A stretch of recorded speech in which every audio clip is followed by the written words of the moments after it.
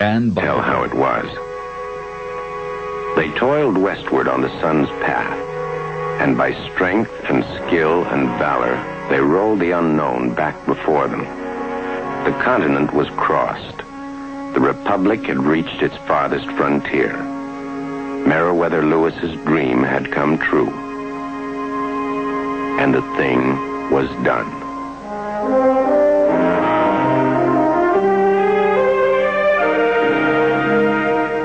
Here on the river where they set forth, we have raised a monument to their dream and to all those who followed on the way west.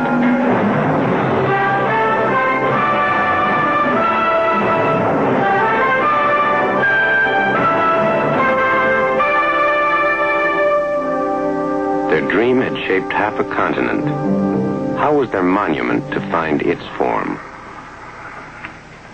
Across time, said architect Eero Saarinen, an absolutely simple shape has given the great memorials their significance and dignity. Here, neither an obelisk, a pyramid, nor a dome would do. In this place, for our time, a great yet simple arch did seem right. And so it was.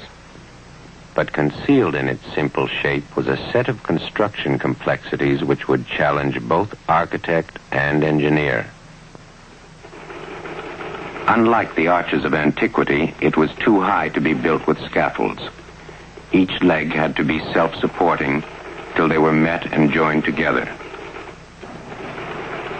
And each leg would have to carry on its back to 630 feet the machines and the men who would build it. Above 300 feet, the legs would tend to sway and flutter, so they'd have to stiffen them with steel tendons and bond the skins with concrete,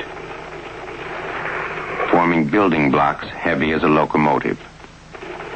It would stand higher than any monument in the land and weigh more than an aircraft carrier, yet be strong enough to sway only 18 inches in 150-mile-per-hour wind.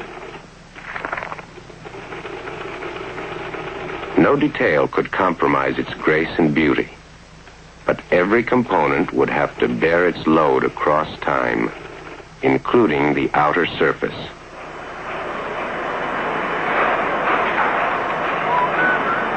In the winter of 1962, the work was begun.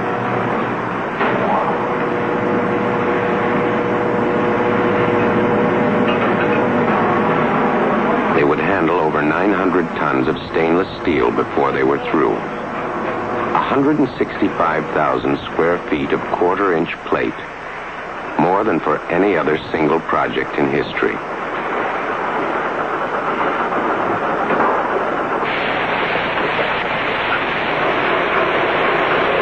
Giving the metal its form, they would weld it, scribe, saw, shave, grind, mold, and sculpture the steel.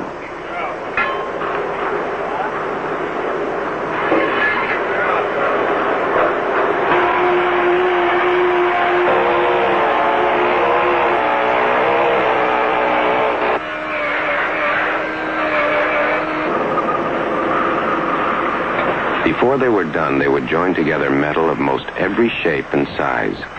Some 500 tons of stiffeners and tie rods, 2,000 tons of carbon steel plate.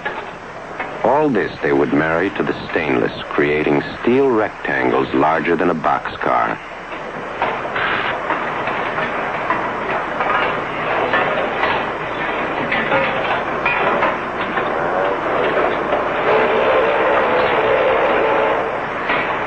Mating the carbon steel plates to the back of the stainless finished what was labeled a subsection.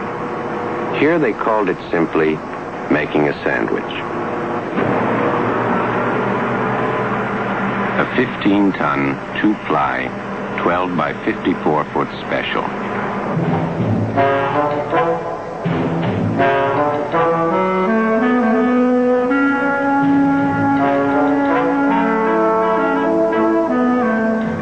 Steel bearing steel, away from its Pennsylvania origins.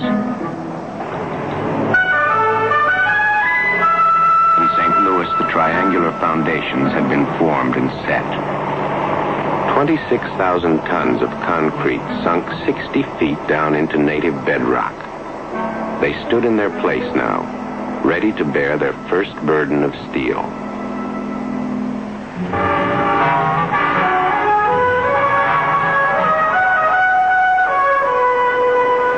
It was moving westward at a pace the pioneers could not imagine, but on a path they had carved themselves.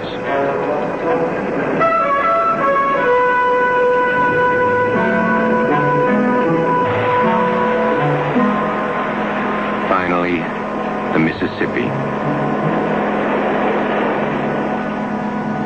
Here on the river that still tells where the West began, they made ready to raise their span of steel. And the work was passed to the hand of the iron men. Getting up.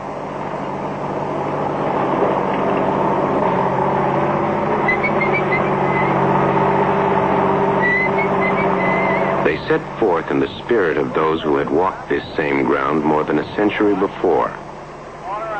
Ahead of them, they saw only hard work, a far-off destination, a thing to be done.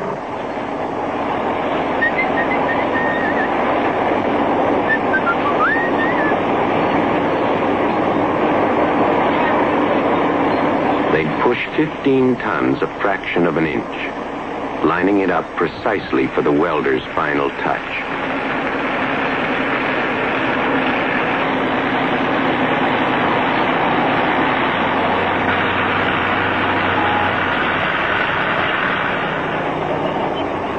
The first piece was ready February 12, 1963.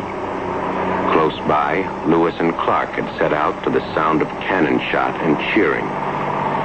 Only the silent snow would witness this beginning. Their goal was over 600 feet and several seasons in the distance. But they had begun.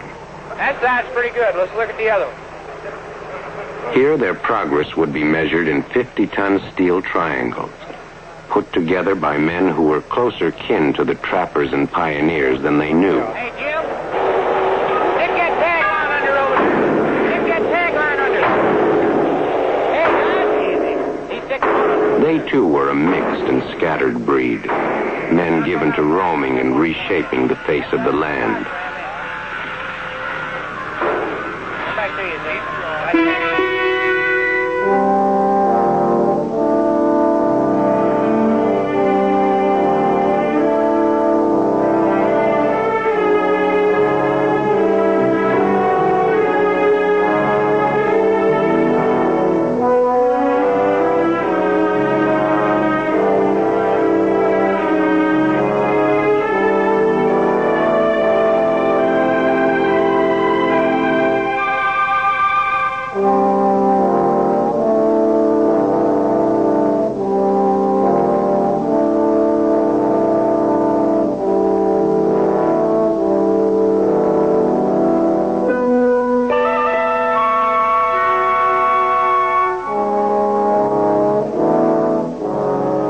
It had been designed to fit and carefully engineered that way.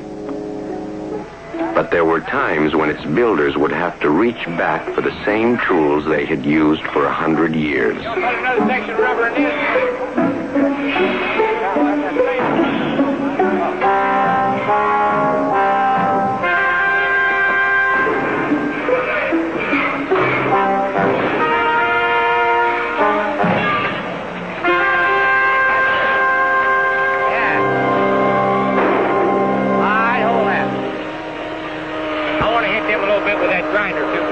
Once seated, each section had to be brought into line with the one below. The welding gap would be honed to its proper 1/8 of an inch width and tack welded to true fit. Then the sections could be permanently joined, bonded together along all three sides, creating a continuity of strength. Summer 1963. 6 sections are up, 72 feet high. The ground cranes can reach no higher. Problem: how to raise the remaining sections. Answer: first, fix supporting columns on the back side and lift the work scaffolds into place.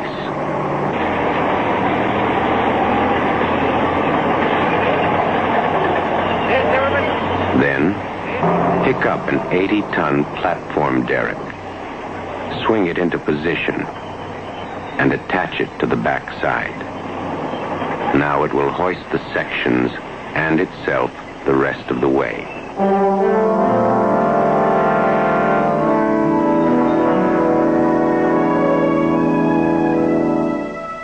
By the fall of '63, the distance they had come was reflected in the great river, and for the first time its grand scale was apparent.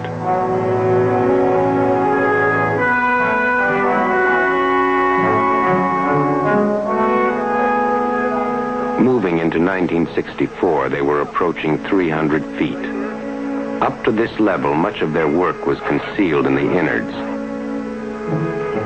Before each concrete pour, they placed a set of steel tendons in carefully calculated positions. When spliced with the ones below, these tendons formed an unbroken band of strength, running down between the skins deep into the foundations of the arch. When the splicing was done, they were ready for the concrete.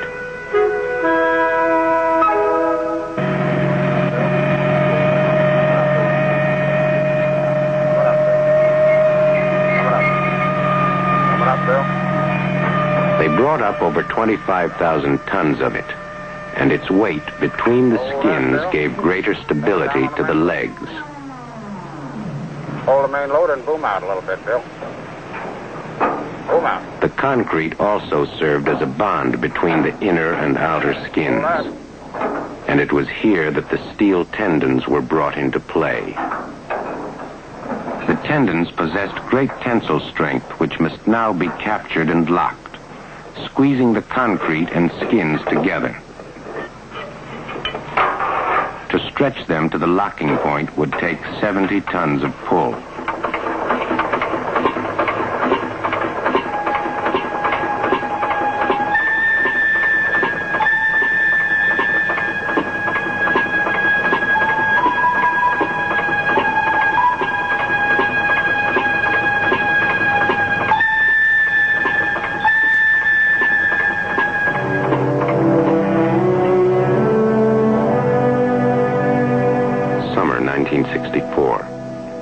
They have built a railroad into the sky and moved the creeper derrick up its tracks.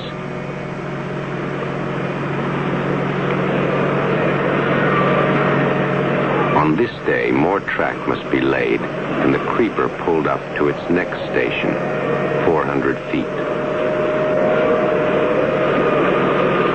First, the steel I-beam track is maneuvered onto the backside, eased into position, and bolted to the leg.